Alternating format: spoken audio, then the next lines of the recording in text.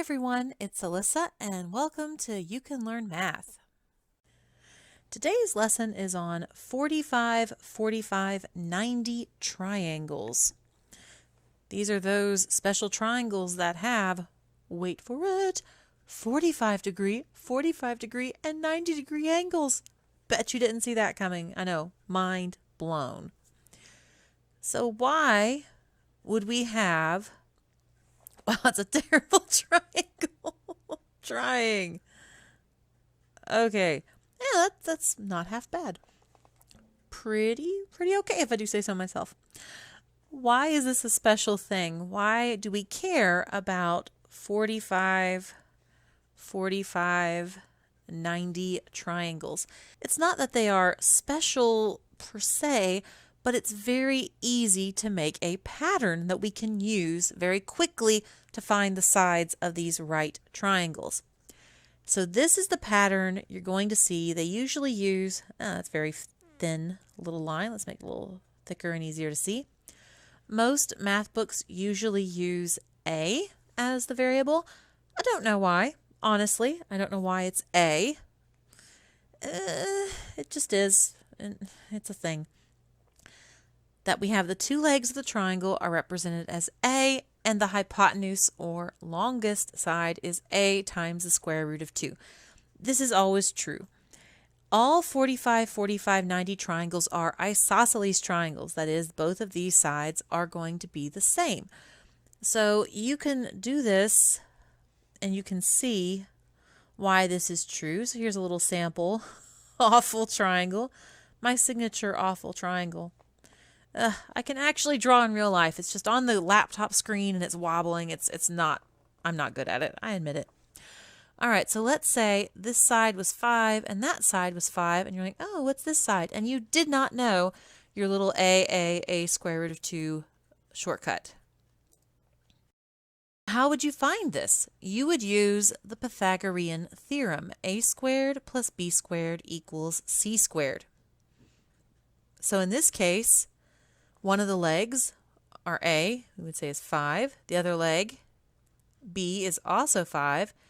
And we don't know what C is.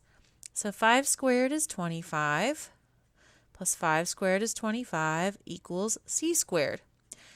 Now here's something. I'm going to show you two different ways. It doesn't want me to zoom out. It's pitching a hissy. All right, what if I zoom in and then zoom out? Nope. It's okay. Yeah, Microsoft recently updated the whiteboard, and it's been so much fun to use since then. Thank you, Microsoft. Right, so this 25 plus 25, we could say that is 50 equals c squared. So I want to take the square root of both sides to solve for c. C is the square root of 50. Well, if you remember, or if you don't remember from my video, if you remember from your math class, for simplifying square roots, you try to factor out something that is a perfect square. So in this case, 25 is a perfect square. So it's the same as square root of 25 times square root of 2. Square root of 25 is 5 times the square root of 2. 5 square root of 2. Hey, look, it matches. It fits the pattern. All right, well, if you notice right here, what happened when we were trying to simplify this square root of 50? We said it was 25, or 5 squared, times 2. And you go, okay, well, of course it was, because we added 25 2 times.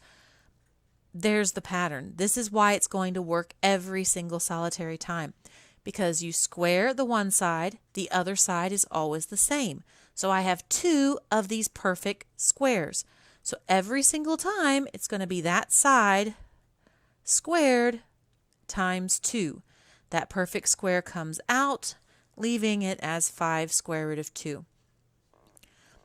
So that's why it always works. So what's the application of this? In what kind of problems are you going to get in your math class? There's 2 major types. There's the fun kind of easy one where after you memorize this, you're like, woohoo, this is so easy. Yay, I'm going to get my homework done so early. And then the other kind comes along and slaps you in the face. And you're like, why? Why are you so mean to me, teachers and books? So, yeah, it is what it is. All right, so here's the sort of the fun or nice version. Is they're going to give you something like this and say, there is a 45, 45, 90 triangle, and one leg is 6. What is the hypotenuse? And you go, well, I remember my formula or my pattern. A times the square root of 2. So this side is 6 times the square root of 2. I don't even have to do any math. And you pat yourself on the back and it's all good. And that is correct. Also note, they may not always say it is a 45, 45, 90 triangle. They may just say in an isosceles. Wow, I'm spelling that wrong. How do you spell isosceles? I just blanked on how to spell isosceles, so I'm not going to write it. In an isosceles triangle, kind of ashamed at that because I also teach English. In an isosceles triangle, one side of one leg is 6. What is the hypotenuse? That's the same thing. So that's pretty simple. They also may give you one that is, oh, this is going to bug me now. Isn't it that? I'm pretty sure that's it. Isosceles. I'm going to check it. If that's not right, I'm going to be really upset with myself. Okay. They also might say something like, in an isosceles right triangle, the hypotenuse is 12 times the square root of 2. What is the leg? And you go, oh, I know the pattern. 12 times the square root of 2. So this would decide be A or 12. Yay! And then they throw the curveball. And here it is. In a 45, 45, 90 right triangle, the hypotenuse is 10. What is the side? There be no square root of 2 to be found. So what do you do? Well, look at it this way. As I fling my mouse onto the floor. That was cool. In our pattern, the hypotenuse is A times the square root of 2, and the side is just A. And that's what we want to know. We want to know what these sides are, these A's. So what I'm saying is, over here, 10 is equal to, I'm solving for, in this case, I'm going to call these sides X, so keep them straight. 10 is going to be equal to X times the square root of 2. So if I was just giving you this algebra problem and you didn't have all this other stuff, just this, what would you do? You go, okay, I want to solve for X, so I want to get rid of the square root of 2.